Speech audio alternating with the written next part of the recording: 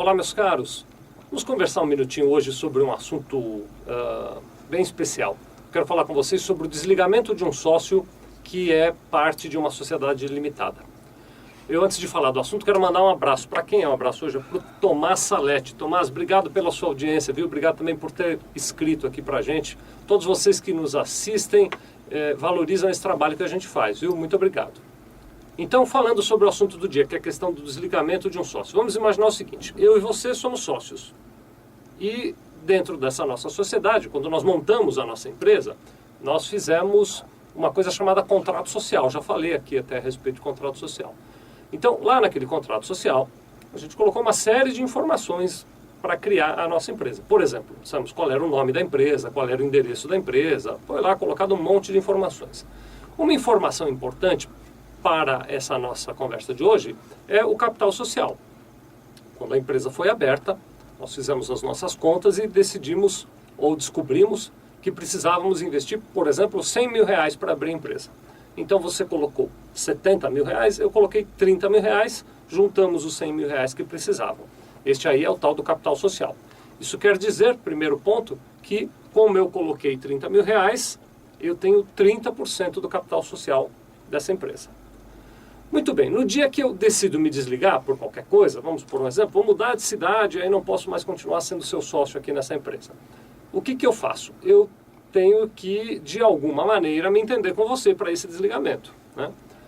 Como é que funciona esse desligamento? Primeira coisa, a primeira observação que precisa ser feita é que, além do capital social, no contrato social da nossa empresa, tem lá uma regra que diz como é que funciona o desligamento.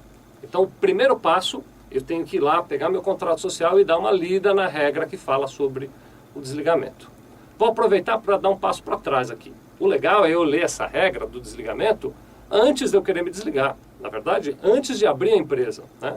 Porque se eu não concordo com a regra que está ali descrita no contrato social para o meu desligamento, e ele já está assinado e registrado, é tarde demais. Eu tenho que me submeter àquela regra. Então você vai pegar o contrato social da tua empresa, vai dar uma lida e vai descobrir qual é a regra que está escrito ali.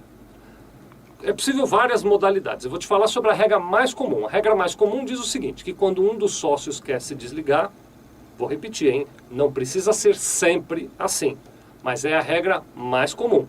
A regra mais comum diz que quando um dos sócios quer se desligar, ele tem que, primeiro, avisar ao outro com uma certa antecedência. Ou, se forem mais sócios, eu, você e mais duas pessoas, tem que avisar todos os outros sócios com uma certa antecedência. O que eu mais vejo são 30 dias de antecedência. Parece até um aviso prévio, né? Então eu, 30 dias antes de me desligar definitivamente da sociedade, mando uma comunicação para todos os outros sócios dessa sociedade limitada e digo, olha gente, eu quero me desligar do negócio. Aí vem a questão de como é que eu faço financeiramente para me desligar.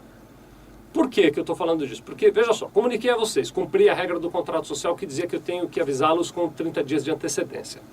Agora, para eu me desligar, eu quero de alguma maneira receber os meus direitos, ou seja, os meus 30% do negócio.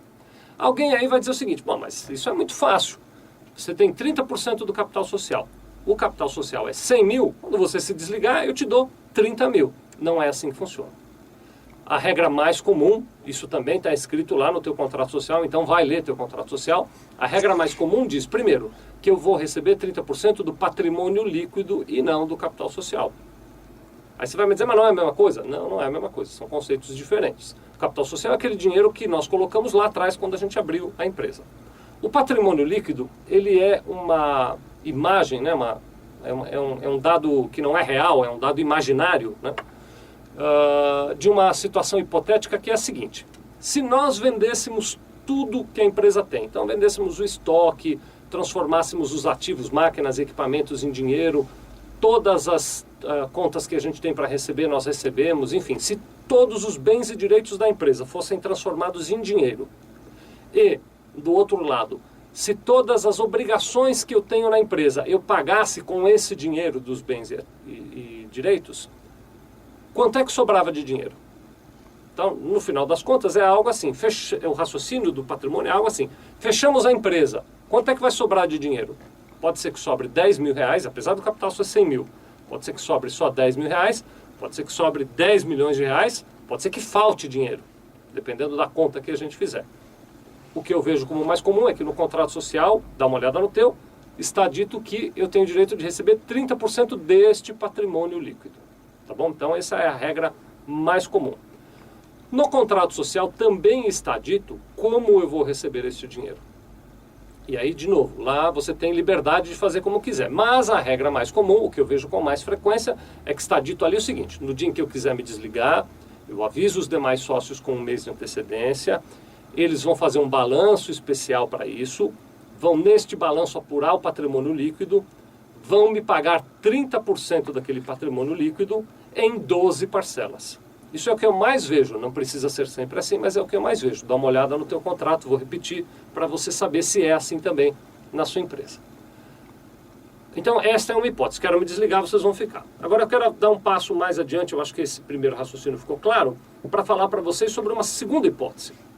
Eu posso virar para vocês e dizer, quero me desligar, e o Felipe aqui decidiu comprar a minha parte na sociedade. Eu conversei com o Felipe, ele decidiu, ele não é sócio hoje em dia da empresa, mas ele decidiu que ele quer comprar a minha parte na sociedade. E ele me ofereceu, digamos, 100 mil reais por aqueles meus 30%.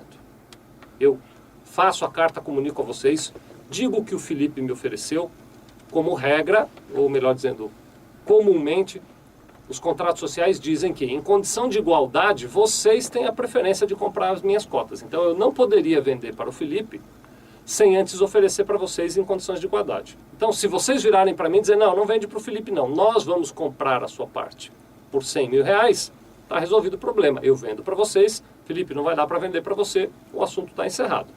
Agora, se vocês me oferecerem 99 mil e não 100, o comum dos contratos sociais é que aí eu tenha o direito de vender para o Felipe por 100 mil e não para vocês por 99. É claro que cada contrato tem um cuidado e é claro que aí tem toda uma negociação que vai ser conversada, mas eu estou falando aqui das linhas gerais.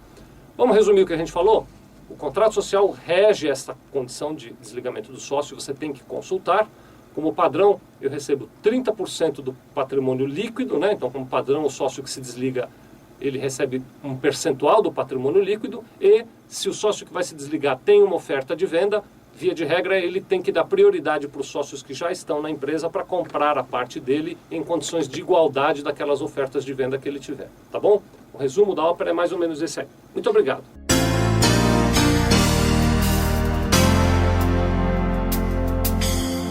Sevilha Contabilidade. Nós vendemos tranquilidade.